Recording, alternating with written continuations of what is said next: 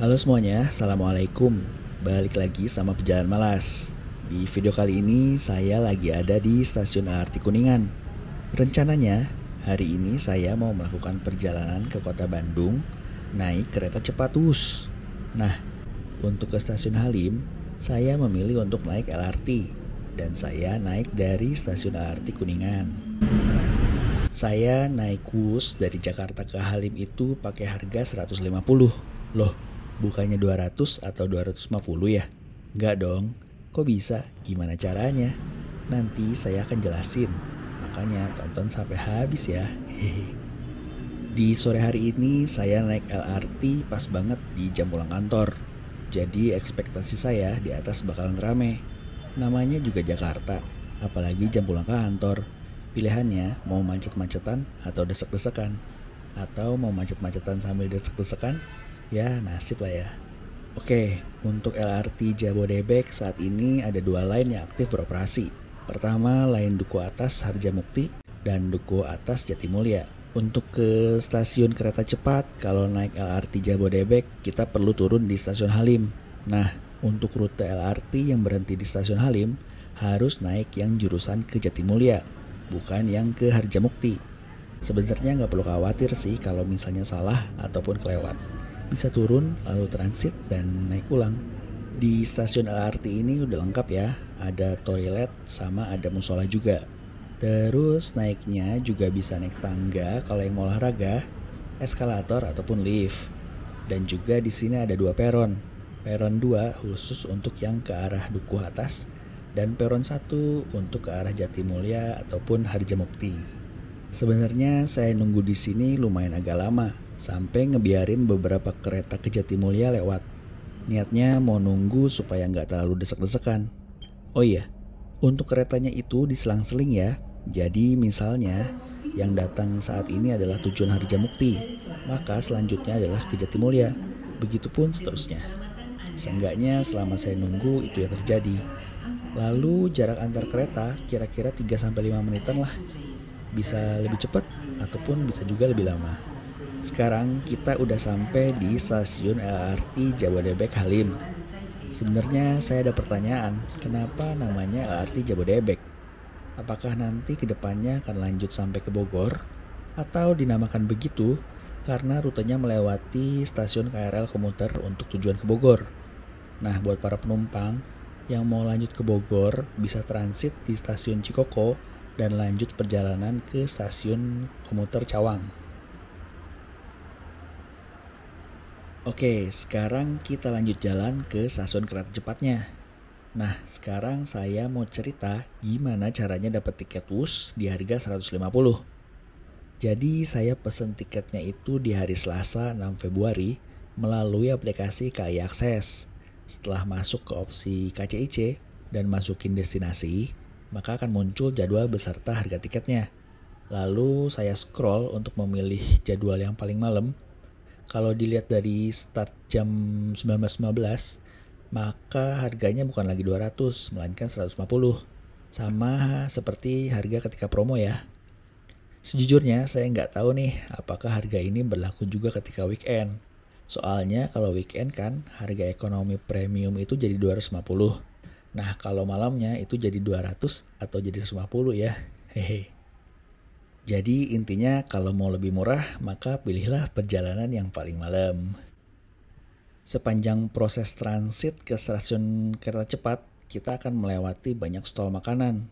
Tadi juga di stasiun Halim ada ATM juga. Terus ada juga travelator ya buat yang males jalan. Nih sedikit bahasan tentang travelator. Itu disebut juga moving walkway. Bedanya apa dengan eskalator? Dari bentuknya aja udah beda ya. Hehe. Nah kalau eskalator bentuknya menyerupai tangga buat naik turun orang ataupun barang. Kalau travelator itu bentuknya lebih rata.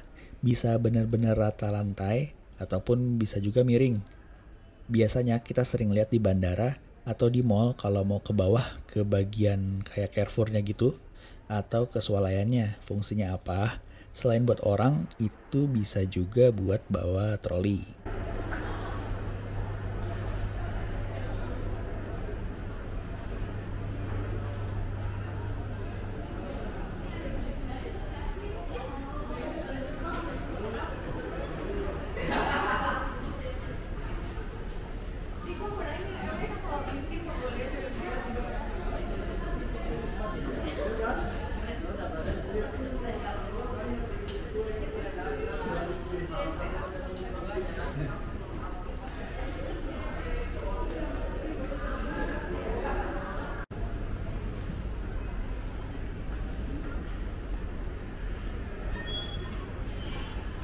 Oke, sekarang kita udah sampai di stasiun kereta cepat Halim.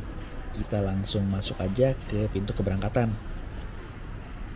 Nanti akan membawa kita ke ruang tunggu. Sebelum masuk, harus scan barang dulu ya. Jangan bawa barang-barang yang aneh-aneh. Ataupun terlarang kalau nggak mau diciduk terus dipenjara. Haha.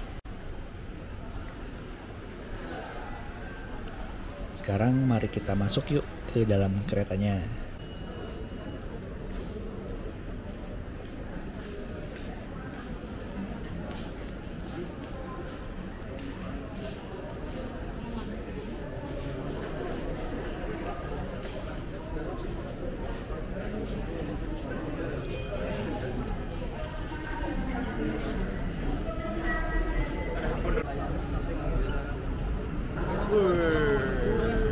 Mantap coy.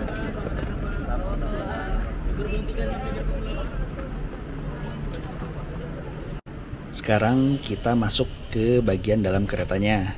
Untuk tiket yang saya pesan itu adalah untuk tiket yang ekonomi premium dengan konfigurasi kursi 3 dan juga 2. Nah, untuk yang bisnis kabarnya itu konfigurasinya 2:2.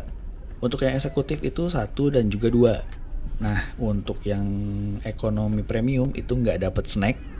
Nah, untuk yang bisnis dan juga eksekutif itu dapat snack ya. Nah, nanti kapan-kapan kita coba yuk worth it apa enggak. Selama perjalanan ke Bandung, karena saya melakukan perjalanannya malam hari, jadi nggak akan ngelihat pemandangan apa-apa. Jadi nanti yang akan saya rekam itu hanya kecepatan keretanya aja ya.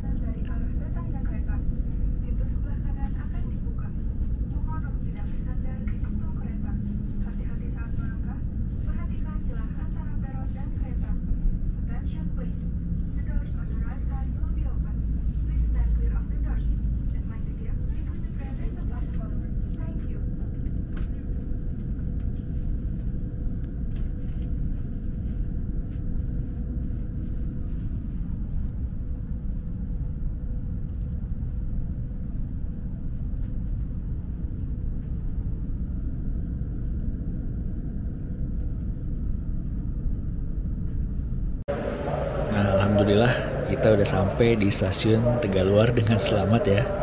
Nah, buat teman-teman yang mau melanjutkan perjalanan ke kota Bandung, itu bisa menggunakan fasilitas shelter yang ada di bawah dan juga taksi. Nah, untuk teman-teman yang mau pesen ojek online, motor khususnya, itu bisa jalan terus aja nanti ke bagian ujung stasiun, nanti bisa nunggu di situ sih. Demi keselamatan dan ketertiban bersama bagi para pengguna yang baru dan masih berada di area. Oke teman-teman, sekarang kita udah sampai di akhir video. Terima kasih banyak buat teman-teman yang sudah menonton sampai akhir. Terima kasih banyak juga buat yang sudah subscribe.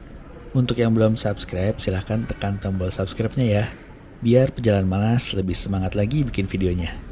Sampai ketemu lagi di video selanjutnya. Salam dari Pejalan Malas. Wassalamualaikum warahmatullahi wabarakatuh.